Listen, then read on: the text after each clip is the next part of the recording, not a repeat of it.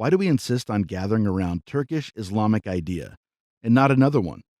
Because we claim that imperialism itself has been setting up something to swallow the Turkish-Islamic world, at least for 200 years, working on some cadres which will serve for its own ambitions by alienating children of land with their faith and nationality. It continues its plan by trying to play off our children, who are strongly connected to their faith and land, against. There are two colonial blocs today. One of them is the capitalist imperialist, and the other one is the communist one, with all the different tendencies. The first one is hiding under the mask of helping and bringing civilization and freedom to the underdeveloped or skill developed countries, with the help of multinational corporations, while the other one is hiding under a mask of bringing independence and justice to the ones who are exploited and suffered. It is causing civil wars around the world with class war, slogan, and occupying these states under the name of Unity of World Proletarians. Indeed, there's a third world that has been exploited and suffered. This world occurs mostly Asian and African states that divide into smaller states, principalities, federations, and emirates. Unfortunately, those people are more than 1/2 million, and the majority of this population is Muslim. Besides, an important part of those Muslims is Turkish.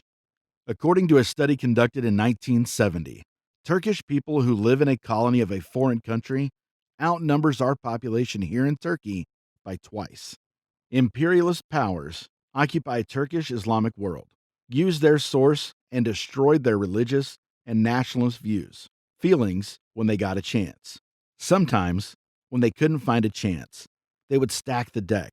They tried to smear or even cut off the ones who fought back, formed cadres to serve as their own ambitions, and sabotaged the revival of the Yuma and the plans of education and development. And they did everything they could to condemn those areas as their eternal colony. These imperial powers didn't only turn children of land against their national and religious values, ideas, motives, and symbols, but they also made those children to think imperialist values, which are nothing like the values of Turkish-Islamic world, like a symbol of civilization and sophistication. Thus, estranged cadres have formed against nationalists who are faithful to their own holy values.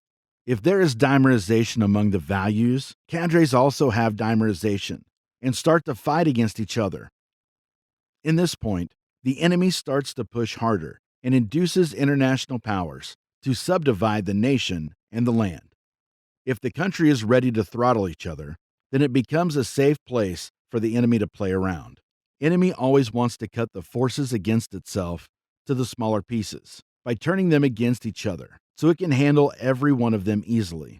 For example, according to the enemy, a person can't be religious and nationalist while supporting civilization at the same time, because they cause the clashing of forces by making it look like these values are against each other.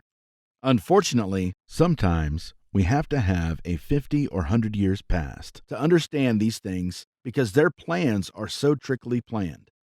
We can see it in the dismemberment of Ottoman Empire.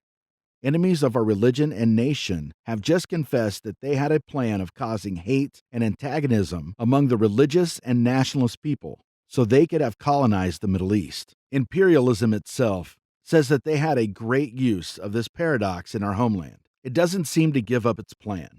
It continues to make our two numerous values, which are religion and nation, turn against each other. Therefore, a Turkish nationalist plan should be to ruin these horrible plans going on in his or her homeland.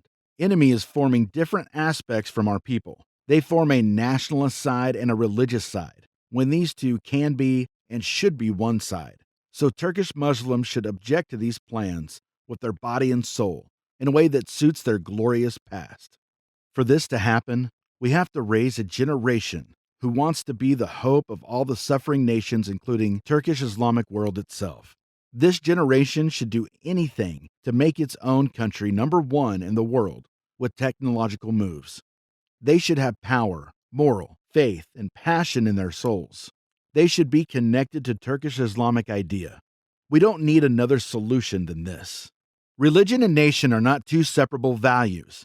Thus, we thought it would be better to name our book Turkish-Islamic Idea rather than Turkish-Islamic Syntheses, because a synthesis needs a thesis and an antithesis, but religion and nation are not two opposing things.